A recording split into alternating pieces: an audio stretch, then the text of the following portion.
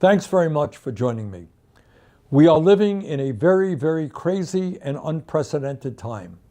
And if you are feeling a bit unsettled, a bit overwhelmed, you are not alone. Welcome to the club. Let me say a few words as to where we are today, as I see it, and where we should be moving in the future. Today, as I think you all know, we have a president who is an authoritarian, who wants more and more power in his own hands and does not believe in democracy or the rule of law.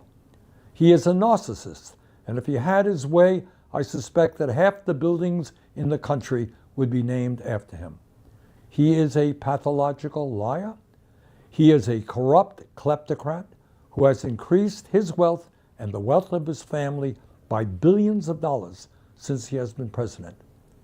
And despite campaigning against endless wars, he and his pal Netanyahu started an unprovoked war with Iran that has already killed many thousands of people throughout the region, increased the destabilization of an already unstable area, and has driven up prices here in the United States and around the world.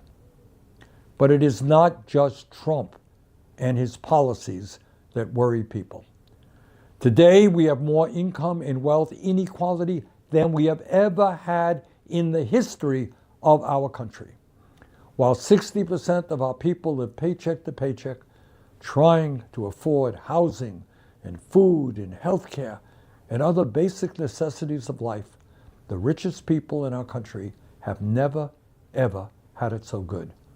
The top 1% now owns more wealth than the bottom 93%, and if you can believe it, one man, Mr. Elon Musk, the world's first trillionaire, now owns 3 times more wealth than the bottom half of our nation, and that is 170 million people. Meanwhile, economists tell us that our younger generation will likely have a lower standard of living than their parents.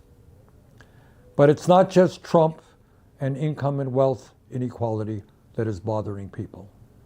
Today, as climate scientists have been predicting for years, we now are experiencing record-breaking heat waves in the United States and throughout the world, heat waves that have caused many thousands of deaths. In addition, as a result of rising temperatures, we're seeing more and more drought, flooding, and forest fires. And yet, because of the incredibly stupid policies of Trump, we are cutting back on the development of renewable energy and putting more and more money into fossil fuels. But it's not just Trump. It's not just income and wealth inequality. It's not just climate change that people are worried about. Increasingly, Americans are concerned about the impact that AI, artificial intelligence, will have on their lives. Let us be clear. AI and robotics are the most transformational technologies in the history of humanity. They will impact our economy with the likely loss of many millions of jobs.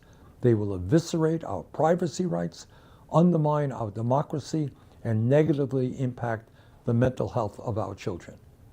And if AI ever becomes independent of human control, it could threaten the very existence of humanity.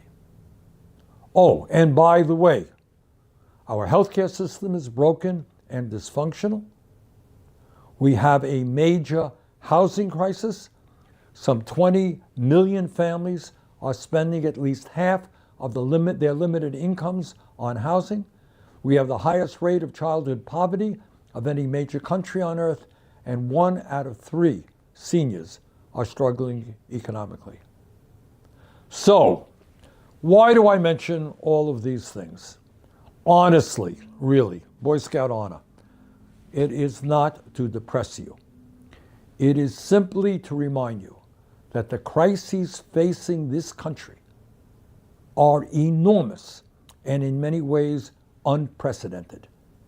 And what that means from a political perspective is that the only way we can effectively address these crises is through bold and decisive action. Establishment politics And the same old status quo policies are not going to work. That is precisely what got us here in the first place. And that is what we have got to move away from. All of which leads me to the Senate Democratic primary in Michigan on August 4th. And what's going on there is absolutely unbelievable. In that primary, Dr. Abdul El-Sayed is the candidate that I and almost all progressives are supporting. He is running against an establishment Democrat, Congresswoman Haley Stevens. As a physician, Abdul knows how broken our healthcare system is and supports Medicare for all. He understands that we need to raise the minimum wage to a living wage and that we must make it easier for workers to join unions. He understands that at a time when the billionaires have never ever had it so good, we need progressive taxation in this country and that the billionaire class has got to start paying their fair share of taxes.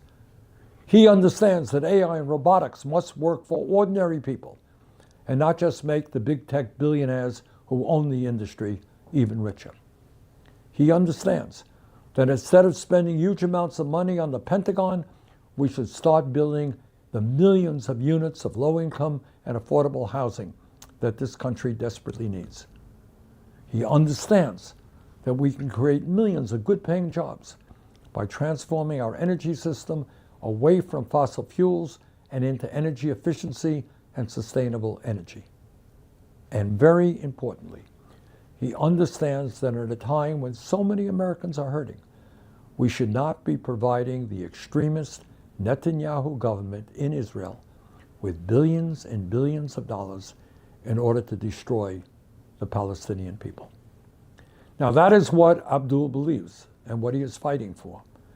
And as a strong progressive, there really is nothing terribly surprising about that. That's what progressives believe. But here is what is surprising, shocking, and frankly disgusting. It turns out that Abdul El-Sayed is not really running against Haley Stevens. He is running against AIPAC, the right-wing super PAC that supports the extremist Netanyahu government in Israel, as well as other billionaire-funded super PACs. Unbelievably, and I want you to please hear this, AIPAC and allied billionaire-funded super PACs have already spent nearly $50 million to defeat Abdul in the Democratic Senate primary. $50 million in one state, the state of Michigan, and there is still 3 weeks left to go. And that, it turns out, is almost 15 times all of the spending in support of Abdul. My friends, what you're looking at in Michigan right now is what a corrupt, billionaire-funded campaign finance system is all about. This is what billionaires buying elections is all about. This is what the undermining of American democracy is all about.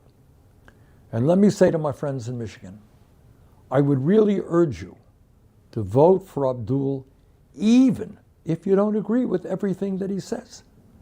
Because it is absolutely imperative that if we're going to save democracy, we have got to tell the billionaire class they cannot buy elections. So this is a lot more than whether what Abdul's position is or what Haley Stevens' positions are.